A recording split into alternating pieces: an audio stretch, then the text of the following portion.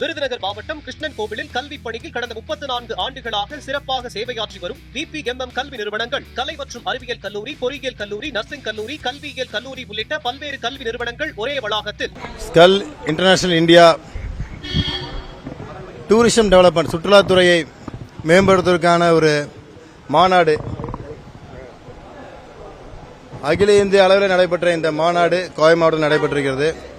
நல்ல முறையிலே, அதாவது சுற்றுலாத்துறையில் இந்தியாவில் நம்ம தமிழகம் 7வது இடத்துல இருப்பதாக சொல்கிறாங்க.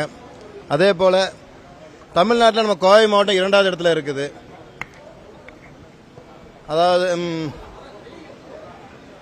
பீச் அது மாதிரி ஒரு முக்கியமான ஒரு சுற்றுலா இது இல்லாமல் பொழுதுபோக்கு அம்சங்கள் இல்லாத ஒரு மாவட்டத்தில் தமிழகத்தில் 2வது இடத்துல இருக்கிறதுன்னு சொல்லும்போது நம்ம கோவை மாவட்டத்தில் இருக்க அனைத்து மக்களும் பெருமை கொள்ள வேண்டிய விஷயமா இருக்குது.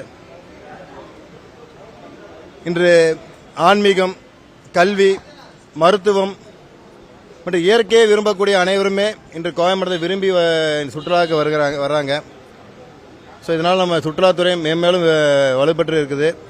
இது கூடியவரில் தமிழகத்தில் கோவை மாவட்டம் முதன்மை இடத்தை பிடிக்கும். அதே போல் இந்திய அளவில் தமிழகம் முதல் இடத்துல வர வேண்டும் என்பது நமது நோக்கமாக இருக்கிறது.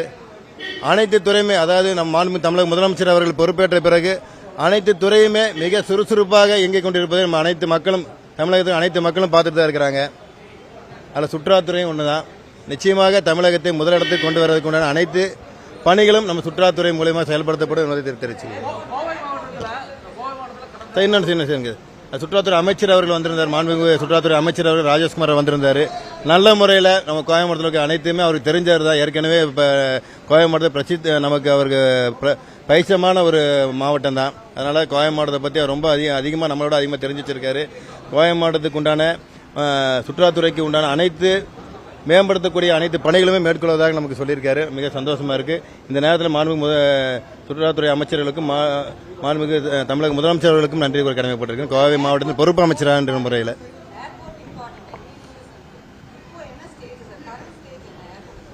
ஏற்கனவே எக்ஸ்பென்ஷன் பண்ணக்கூடிய அனைத்து ஏதாவது இடம் எடுக்கக்கூடிய அக்யூசியேஷன் இது கிட்டத்தட்ட 90% மேலே 90% முடிஞ்சிருக்குது. இன்னும் 10% இருக்குது. கூடிய விரைவில் உலகத்தரம் வாய்ந்த அனைத்து விமான சேவைகளும் சொல்லி முடிச்சுக்கிறேங்க மேடம். அனைத்து விமான சேவைகளும் கோவை மாவட்டத்திலிருந்து இயங்கக்கூடிய அளவுக்கு தேவைகளை இருப்பது என்பதை உணர்ந்து அதை செயல்படுத்தும் என்பதை தெரிவிச்சுக்கிறேன் மேடம். அதான் 90% லேண்ட் அக்யூசியேஷன் முடிஞ்சது, 10% தான் இருக்குது. இல்லைங்க, அப்படியே சொல்ல முடியாதுல்ல. உங்களுக்கு பெரும்பான்மையானதில் உங்களுக்கு கிட்டத்தட்ட ஒரு 50% மேலே உங்களுக்கு கோர்ட் வழக்குகளாக இருந்தது, உங்களுக்கு அறிவிங்க. ஸோ அதெல்லாமே முடிஞ்சு இப்போ 90% வந்து அந்த கோர்ட் வழக்குகள்லாம் நமக்கு சாதகமாக வந்திருக்குது. 90% ஒர்க் முடிஞ்சிருக்கு, 10% தான் கூடுதல். அதற்குண்டான பணிகளும் மிக விரைவாக செயல்படுத்திட்டு தான் இருக்கிறோம். நிச்சயமாக செயல்படுத்தவும் பார்த்துட்டே இருப்பீங்க. இனி வரக்கூடிய காலங்களில் அதற்குண்டான பணிகளை நடப்பதை நீங்கள் கண்கூடாக பார்ப்பீங்க என்பதை தெரிவிச்சுக்கிறேன். பொறுப்பு அமைச்சர் என்பதால் ஒரு மாசத்துல வந்து 4 கொலைகள் நடந்திருக்கு. அடுத்தடுத்து சட்டம் ஒழுங்கு சீர்குலைவு நடந்துகிட்டே இருக்கு. கண்ட்ரோல் பண்றதுக்கு எந்த அளவுக்கு நடவடிக்கை? இல்லை, ஊடக நண்பர்கள் உங்களுக்கு தெரியாத விஷயம் ஒன்றும் இல்லை சார். கடந்த காலத்தை விட இப்போ சமீபத்தில் வந்து பார்த்தீங்கன்னா எத்தனை இடத்துல வந்து இந்த போதைப் பொருட்களை நடமாட்டத்தை கட்டுப்படுத்திட்டு இருக்கிறோம், எத்தனை இடத்துல அந்த போதைப் பொருட்களை வந்து கைப்பற்றி இருக்கிறோம், அதற்குண்டான நபர்களை கைது செய்திருக்க நீங்கள் பார்த்துட்டு தான் இருக்கீங்க. தினந்தோறும் நீங்கள் பேப்பரில் உங்களுக்கு தெரியாத விஷயம் இல்லை. உங்களை பப்ளிக்கை விட உங்களுக்கு அதிகமாக தெரிஞ்சிருக்கிற வாய்ப்புகள் அதிகமாக இருக்குது. எல்லா பக்கமும் போதைப் பொருள் தடுப்புக்கு உண்டான அனைத்து நடவடிக்கைகளும் காவல்துறை இரும்புக்காரம் கொண்டு செயல்படுத்திட்டு இருக்கு. நீங்கள் பார்த்துட்டு தான் இருக்கிறீங்க. நிச்சயமாக இந்த முயற்சி தொடரும். அதே வேளையில் பொதுமக்கள் அனைவருக்குமே அதற்கு உண்டான பொறுப்புகள் இருக்கிறது. ஏன்னா இன்னைக்கு எல்லா இளைஞர்கள் இல்லாத வீடு இல்லை, மாணவர்கள் இல்லாத வீடு இல்லை. ஸோ எல்லாரும் பெற்றோர்களும் அவங்கள பிள்ளைகளை வந்து ஒரு கவனத்தோடு பார்த்துக்க வேண்டிய சூழ்நிலை இருக்குது. அதே சமயத்தில் இந்த போதைப்பொருள் நடமாட்டத்தை தடுக்கிறதுக்கு உண்டான பணிகள் நமது முதலமைச்சர் அவர்களுடைய மேற்பார்வையில் மிக கடுமையான முறையில் செயல்படுத்த இருக்கின்றோம் என்பதை நான் தெரிவிச்சுக்கிறேன் சார். மீட்டிங் எதுவும் நம்ம போட போறோமா சார்? இந்த ஆகஸ்ட் மாசத்துல மட்டும் முதல் 12 நாள்ல சட்டப்பேரவையில் எதிரொலிக்கிற அளவுக்கு ஒரு மர்டர் இன்சிடென்ட் நடக்குது. அது விவாதங்கள் போயிட்டு இருக்கக்கூடிய அதே நாள் நேற்றுக்கு நைட்டே ஒரு லேடியை வீட்டுக்குள்ள பூந்து கொண்டிருக்காங்க பாப்பநாயக்கம்பாளையத்தில். ஸோ ஸ்ட்ரிஞ்சன்ட் ஆக்ஷன் எடுக்கிறதுக்கு மாவட்ட நிர்வாகங்களை அழைச்சு பொறுப்பு அமைச்சரா நீங்க எதுவும் ரிவ்யூ மீட்டிங் போட போறீங்களா? கோவை மாவட்டத்தில் சட்டம் ஒழுங்கை பாதுகாக்க என்ன மாதிரி நடவடிக்கை எடுக்க போறீங்க? நிச்சயமாக சார். தொடர்ந்து நாங்கள் வாரம் நான் கோயம்புத்தூருக்கு வரும்பொழுதெல்லாம் மாவட்ட ஆட்சியர்களும் காவல்துறை கண்காணிப்பாளர்கள் அப்புறம் சூப்பரண்ட் ஆஃப் போலீஸ் அனைவரிடமே நான் தொடர்பு கொண்டு சட்டம் ஒழுங்கு பிரச்சனை மட்டுமில்லை அனைத்து துறையான விவாதங்களும் நான் உங்ககிட்ட வந்து நாங்கள் கேட்டுட்டு தான் இருக்கிறோம். அதே போல நமது காவல்துறை அனைத்து துறைகளும் மிக சிறப்பான முறையில் செயல்படுதா இருக்குது. நீங்க சொல்லக்கூடிய இன்சிடென்ட் கூட அதற்கு உண்டான விசாரணைகள் முறையான முறையில் செயல்படுத்தா இருக்கிறாங்க. எந்த ஒரு தேவைகளும் இல்லை. ஒவ்வொரு தரப்பும் ஒவ்வொரு விதமான கருத்துக்களை சொன்னாலும் முறையான விசாரணைக்கு பிறகுதான் உண்மை நிலவரத்தை நாங்கள் வெளிப்படையாக பேச முடியும். அதனால் நிச்சயமாக காவல்துறை தனது கடமை பொறுப்பாக செய்து கொண்டு தான் இருக்கிறார்கள் என்பது எங்களுடைய பார்வையில் இருக்குது. அங்கங்கே இன்சிடென்ட் நடந்துட்டு தான் இருக்குது. அதை முழுமையாக கட்டுப்படுத்த வேண்டிய கடமைகள் எங்களுக்கு இருக்குது என்பதை உணர்ந்து தான் செயல்படுத்திட்டு இருக்கிறோம் சார். நிச்சயம் பார்த்துக்கிறோம். அதைத்தான் இப்போ சொல்லியிருக்காங்க. அதை தான் சொல்லிட்டோம். அதுதான் இப்போ நம்ம சார்ட்ட பேசுறோம். அதான் சார் மண்டே அதுக்குண்டான பதில் சொல்வதாக மாண்புமிகு பேரவைத் தலைவர் அவர்கள் அதுக்குண்டான விளக்கத்தை சொல்லியிருக்காரு. அதுக்குண்டான விளக்கத்தை அங்கே விவரிப்பாங்க. அதற்கு உண்டான விசாரணைகள் முறையான விசாரணைகள் மேற்கொண்டு அதற்குண்டான தெளிவான பதில்களை அங்கே அளிப்போம் என்று தெரிவிச்சுக்கிறது.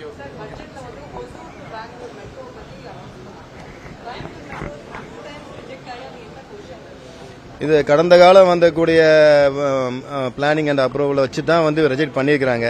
இப்போ வரக்கூடிய நமது முதலமைச்சருடைய நேரடி பார்வையில் எங்களுடைய மாவட்ட அமைச்சர் என்கின்ற முறையில் மாவட்ட ஆட்சியாளர்கள் கொண்டு ஒரு நல்ல ஒரு திட்டத்தை வகுத்து கொடுத்து முறையான அனுமதி பெறக்கூடிய நிச்சயமாக அதற்குண்டான வேலை இருக்கு சார். கோயம்புத்தூருக்கு மேடம், ஸோ கோயம்புத்தூருக்கு மெட்ரோ அவசியம் என்பதை உணர்ந்து மாவட்ட அமைச்சர் என்கிற முறையில் மெட்ரோ அவசியம். இன்று இருக்கக்கூடிய காலத்திலேயே மெட்ரோ இருந்தால் தான் இனி இருக்கக்கூடிய போக்குவரத்து நேரத்தை கட்டுப்படுத்த முடியும். இனி எதிர்காலத்தில் இதுக்கு மேலே அதிகமான போக்குவரத்து நேரத்தில் வரக்கூடிய சூழ்நிலை நம்ம கோயம்புத்தூர் இருக்குது. அது மட்டும் இல்லாமல் மேம்பால பணிகளும் அப்புறம் மெட்ரோ ரயில் திட்டங்களும் அனைத்துமே நம்மளுடைய தேவை இருக்குது என்பதை உணர்ந்து செயல்படுத்துவோம்.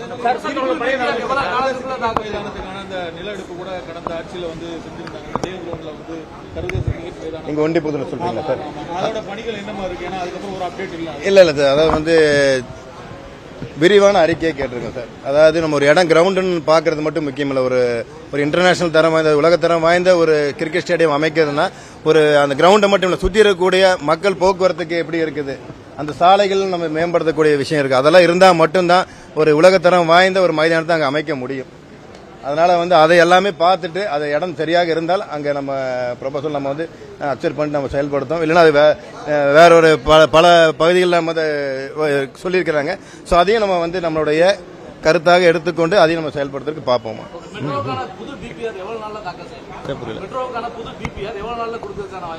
சார் அது அடுத்த மீட்டிங்ல சொல்லிட்டுங்களா உங்களுக்கு? எதுவுமே நம்ம ஒரு விஷயத்தை நம்ம டிஸ்கஸ் பண்ணாம சொல்லக்கூடாது. சார் டிஸ்கஸ் பண்ணி அதை பத்தி சொல்றேன். கடைசி கொஸ்டின் உங்களுக்கு சொல்றீங்களா சார்? அதுக்கு உண்டான பேச்சுவார்த்தை நடந்துட்டு இருக்கு சார். ஸோ அதுக்கு ப்ரொபோசல் ரெடி பண்ற பணிகள் தொடங்கும் போது உங்களுக்கு தகவல் சொல்றேன். முதல்வர் விஜய் பாணியிலேயே மற்றொரு நடிகரும் அவர்களுக்கான அரசியல் பாதையை வகுக்க போகிறார்களா அப்படிங்கிற ஒரு கேள்வி எழுந்திருக்கு. கோவை மாவட்டத்தில் குறிப்பா 5 தொகுதிகளா பிரிச்சு ரசிகர் மன்றங்களையும் உறுப்பினர்களையும் சேர்க்கிறதுக்கான பணிகள் நடந்திருக்கு. விஜய் பாணியில் தனுஷா அப்படின்னு போயிட்டு இருக்கு. கோவை மாவட்ட அமைச்சரை எப்படி பாக்குறீங்க உங்க பார்வை? அதாவது ஜனநாயக நாடு, கட்சி ஆரம்பிக்கிறதுக்கும் மக்களை சந்தித்து ஆட்சி அமைக்கிறதுக்கு உண்டான வாய்ப்புகளை கேட்கறதுக்கும் எல்லாருக்குமே உரிமை இருக்கிறது. அதில் யாரும் குறிப்பிட்டு சொல்ல வேண்டியதில்லை, எல்லாருக்கும் உரிமை இருக்கிறது. அவங்க பாணியில் செய்யறாங்க. ஆனா யாரு தங்களை ஆட்சி செய்ய வேண்டும் என்று முடிவு பண்ணுவது மாண்புக்கு மக்கள், மதிப்புமிக்க மக்கள் தான் முடிவு செய்ய போறாங்க. ஸோ அதனால ஜனநாயகத்தில் எல்லாருமே செய்யலாம், அது யாருக்கும் அது கிடையாது.